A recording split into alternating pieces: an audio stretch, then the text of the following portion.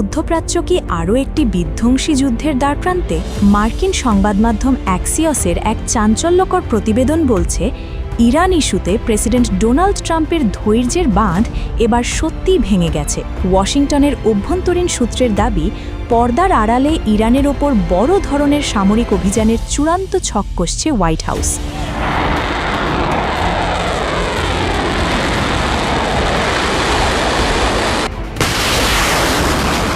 White হাউসের এক জ্যেষ্ঠ উপদেষ্টা অ্যাক্সিওসকে জানিয়েছেন, আগামী কয়েক সপ্তাহের মধ্যে ইরানের ওপর বড় হামলার সম্ভাবনা এখন 90%। প্রতিবেদনে উল্লেখ করা হয়েছে, এই হামলাটি গত মাসে ভেনেজুয়েলায় চালানো মার্কিন অভিযানের মতো সংক্ষিপ্ত হবে না, বরং এটি হবে কয়েক সপ্তাহব্যাপী এক সর্বাত্মক যুদ্ধ, যা ইরানের বর্তমান নেতৃত্বের জন্য সরাসরি অস্তিত্বের সংকট তৈরি করতে পারে। বিশেষ করে গত বছরের জুন মাসে ইরানের পরমাণু কেন্দ্রগুলোতে যে 12 দিনের হামলা হয়েছিল, এবারের পরিকল্পনা তার চেয়েও অনেক বেশি বিস্তৃত।